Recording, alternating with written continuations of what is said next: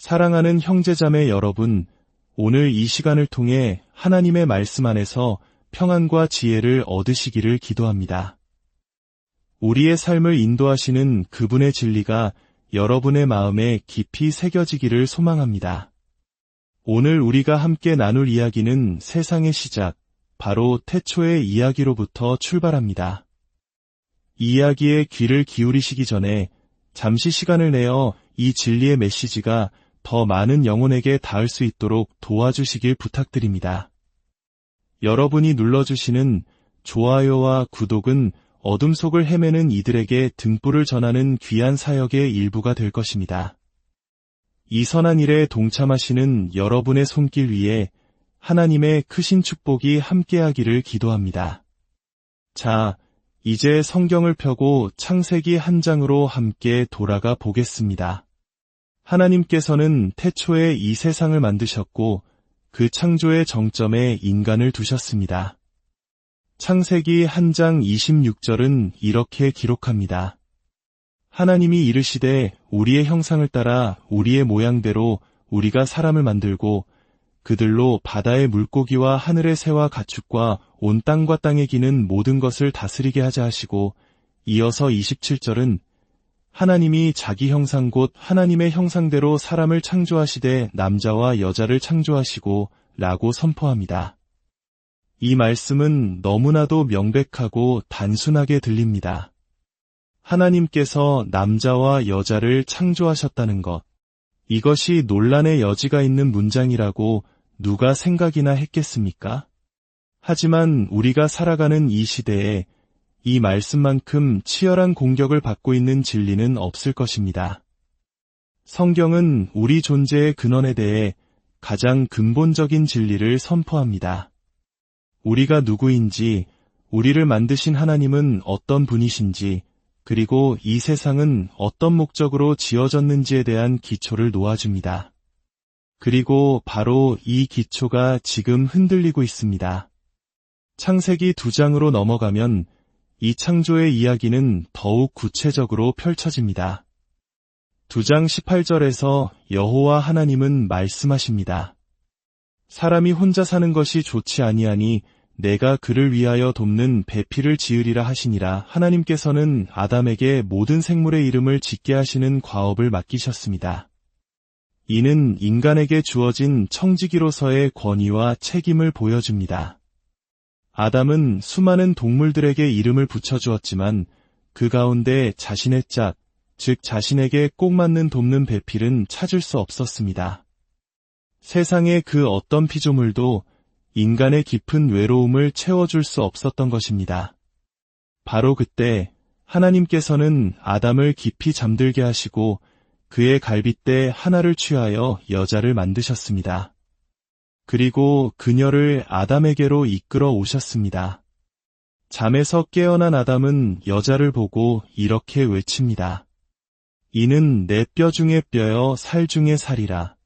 이것을 남자에게서 취하였은즉 여자라 부르리라. 이것이 바로 인류 최초의 결혼입니다. 성경은 곧이어 선포합니다. 이러므로 남자가 부모를 떠나 그의 아내와 합하여 둘이 한 몸을 이룰지로다. 남자와 여자의 구별, 그리고 그 둘이 결혼을 통해 하나가 되는 신비. 이것은 인간이 만들어낸 사회적 제도가 아니라 하나님께서 직접 설계하신 신성한 질서입니다. 남성성과 여성성은 결혼이라는 틀 안에서 서로를 보완하며 온전한 그림을 완성합니다. 이것이 바로 창세기가 우리에게 가르쳐주는 흔들릴 수 없는 진리입니다. 하지만 앞서 말씀드렸듯이 이 진리는 오늘날 것엔 도전을 받고 있습니다. 첫 번째 도전은 진화론의 이름으로 다가왔습니다. 만약 인간이 오랜 시간에 걸쳐 우연히 진화한 존재라면 하나님의 형상대로 창조되었다는 창세기의 기록은 거짓이 됩니다. 그리고 창세기가 거짓이라면 창조기사를 사실처럼 인용하셨던 예수 그리스도께서는 무지한 분이시거나 혹은 의도적으로 거짓을 말한 분이 되어버립니다. 어느 쪽이든 그분은 우리의 죄 없는 구원자가 되실 수 없습니다. 진화론이 기독교 신앙의 뿌리를 얼마나 심각하게 위협하는지 우리는 분명히 알아야 합니다. 하지만 최근의 공격은 여기서 한 걸음 더 나아갑니다. 이것은 더욱 교묘하고 철학적인 공격입니다. 칼 마르크스의 유물론적 사상의 뿌리를 둔 이 생각은 창세기의 이야기가 단순히 거짓일 뿐만 아니라 악의적인 목적을 위해 조작된 유해한 거짓말이라고 주장합니다. 그들은 종교란 지배계급이 피지배계급을 억압하기 위해 만든 인민의 아편이라고 말합니다. 이 관점에 따르면 창세기 2장에 나타난 결혼 제도와 남녀의 역할은 남성이 여성을 억압하기 위해 만들어낸 교묘한 장치에 불과합니다. 남성 중심의 가부장제를 정당화하고 여성을 남성에게 종속시키기 위해 하나님이라는 절대자를 끌어들였다는 것입니다.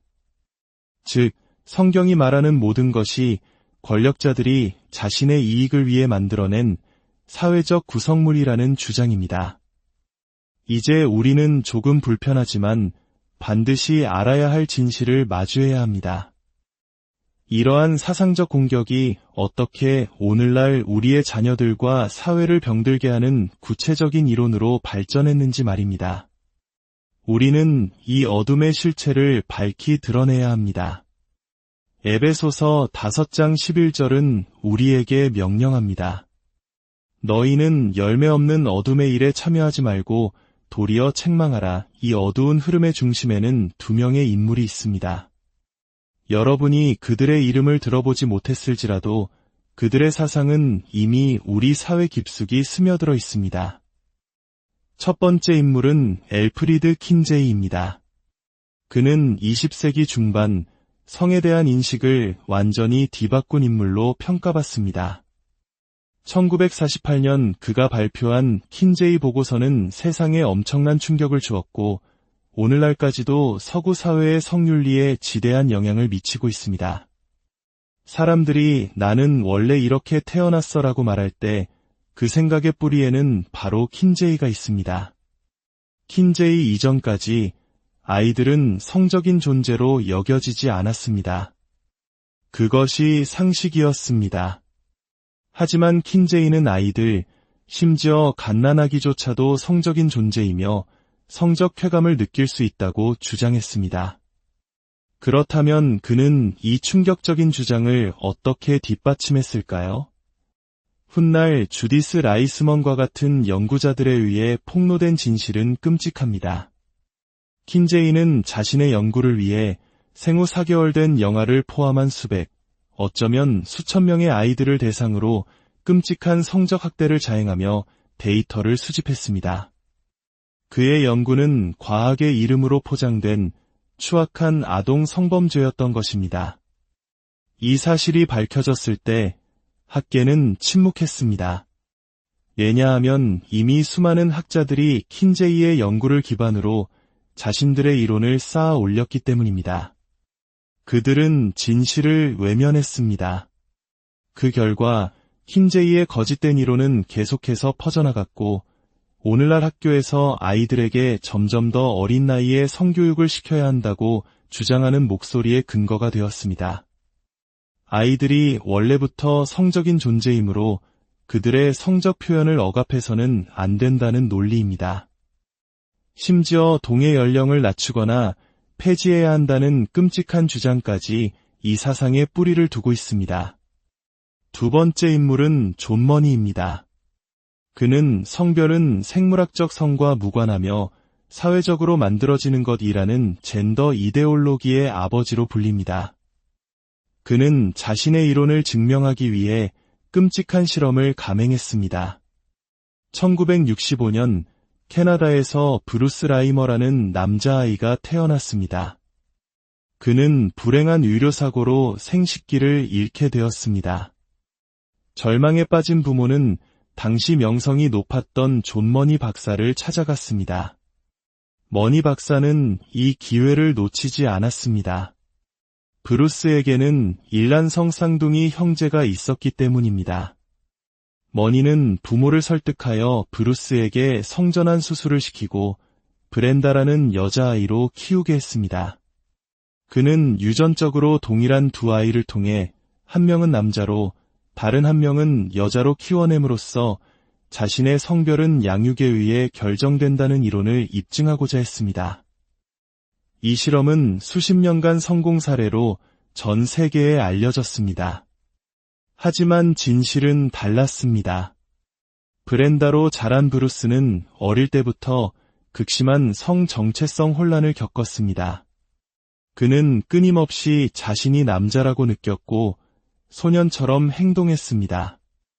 사춘기가 되어 진실을 알게 된 그는 결국 자신의 원래 이름인 데이비드를 되찾고 남성으로 살아가려 노력했습니다. 그러나 어린 시절 겪은 끔찍한 학대와 정신적 고통을 이겨내지 못하고 그의 쌍둥이 형제와 함께 비극적인 선택으로 생을 마감했습니다. 존 머니는 이 모든 과정을 알고 있었지만 자신의 실험이 실패했다는 사실을 철저히 숨기고 거짓된 성공을 세상에 알렸습니다. 오늘날 어린아이가 자신의 성별의 혼란을 느낄 때 의심하거나 질문하지 않고 무조건적으로 그 감정을 인정하고 지지해 주어야 한다는 적극적 케어라는 유료 방침은 바로 이 존 머니의 거짓된 이론 위에 세워져 있습니다. 사랑하는 성도 여러분, 우리가 싸우고 있는 현실이 바로 이것입니다. 세상이 과학과 인권의 이름으로 내세우는 주장들의 뿌리가 이토록 추악한 거짓과 아동 학대 위에 서 있다는 사실을 우리는 똑똑히 보아야 합니다. 그들은 성경의 진리가 사람들을 억압한다고 주장하지만 정작 그들의 이론은 수많은 영혼을 파괴하고 가정을 무너뜨리고 있습니다. 이제 다시 창세기의 말씀으로 돌아갑시다. 흔들리지 않는 진리의 반석으로 돌아갑시다. 성경은 남성과 여성의 완전한 평등을 선포합니다. 둘 다 하나님의 형상대로 지음받았으며 동일한 존엄성을 가집니다. 동시에 성경은 남성과 여성이 서로 다른 역할과 책임을 가지고 있음을 분명히 가르칩니다. 창세기 2장을 자세히 보면 타락 이전에 이미 남성의 머리됨 원리가 존재했음을 알 수 있습니다. 첫째, 여자는 남자를 위해 지음받았습니다. 사람이 혼자 사는 것이 좋지 아니하니 내가 그를 위하여 돕는 배필을 지으리라. 둘째, 여자는 남자에게서 나왔습니다. 내 뼈 중에 뼈여 살 중에 살이라. 셋째, 여자는 남자에게로 인도되었습니다. 하나님께서 하와를 만드시고 아담에게로 이끌어 오셨습니다. 넷째, 여자는 남자에 의해 이름이 붙여졌습니다. 아담이 모든 피조물의 이름을 지었듯이 그는 자신의 짝을 여자라 불렀습니다. 이는 질서와 권위를 상징합니다. 어떤 이들은 남성의 머리됨이 죄로 인한 저주의 결과라고 주장하지만 이는 사실이 아닙니다. 이 모든 질서는 죄가 세상에 들어오기 전 완전한 에덴 동산에서 하나님께서 직접 세우신 것입니다. 로마서 5장 12절이 한 사람으로 말미암아 죄가 세상에 들어오고 라고 기록하는 이유도 바로 여기에 있습니다. 아담은 인류의 대표자로서 가정의 머리로서 그 책임을 져야 했습니다. 이것이 바로 세상이 그토록 가부장제를 증오하며 공격하는 이유입니다. 그들은 하나님께서 세우신 신성한 질서 자체를 거부하는 것입니다. 결론적으로 창세기는 우리에게 명확한 그림을 보여줍니다.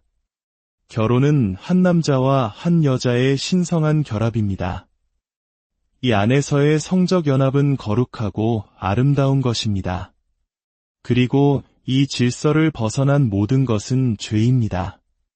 하나님께서는 인류가 생육하고 번성하도록 설계하셨고, 이는 남성과 여성의 결합을 통해서만 자연적으로 가능합니다. 물론 모든 부부가 자녀를 가질 수 있는 것은 아닙니다.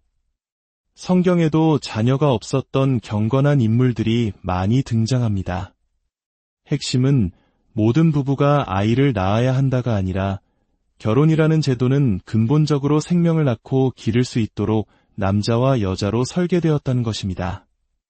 마치 짐을 싣지 않더라도 짐칸이 있는 차를 우리는 픽업 트럭이라고 부르는 것과 같습니다. 그것이 본래의 설계의 목적이기 때문입니다. 사랑하는 형제자매 여러분, 오늘 우리는 왜 창세기가 영적 전쟁의 최전선이 되었는지 살펴보았습니다. 세상은 하나님의 창조 질서를 부정하고 그 자리에 인간의 욕망과 거짓된 이론을 세우려 합니다. 그들은 우리를 향해 맹목적이고 어리석은 신앙을 가졌다고 조롱하지만 정작 그들이 따르는 것은 아동학대자의 사기극과 실패한 과학자의 거짓말입니다. 우리를 위해 십자가를 지신 예수 그리스도를 따르는 우리를 누가 조롱할 수 있겠습니까? 우리를 향한 저의 기도는 이렇습니다. 첫째, 하나님의 말씀이기에 우리는 그 진리 위에 굳건히 서야 합니다. 둘째, 우리를 조롱하는 세상의 목소리를 두려워하지 맙시다. 셋째, 결혼은 그리스도와 교회의 신비로운 연합을 보여주는 거룩한 그림임을 기억합시다. 이 질서를 공격하는 것은 곧 복음을 공격하는 것입니다. 마지막으로 이 진리로 우리 자신을 무장하는 것은 단순히 논쟁에서 이기기 위함이 아닙니다. 그것은 어둠 속에서 길을 잃고 고통받는 영혼들을 구원하기 위함입니다. 그들에게 유일한 희망이 되시는 예수 그리스도의 복음을 전하기 위함입니다. 아버지 하나님, 저희에게 변치 않는 진리의 말씀을 주시니 감사합니다. 세상의 거짓과 혼란 속에서 저희가 흔들리지 않고 오직 주의 말씀만을 붙들게 하옵소서. 저희에게 진리를 분별하는 지혜와 그 진리를 담대히 선포할 용기를 주시옵소서. 논쟁에서 이기는 자가 아니라 영혼을 얻는 자들이 되게 하여 주시옵소서. 이 모든 기도가 이 땅에 주의 나라가 임하고 주의 뜻이 이루어지는데 쓰임받기를 원합니다. 우리를 구원하신 주 예수 그리스도의 이름으로 기도드립니다.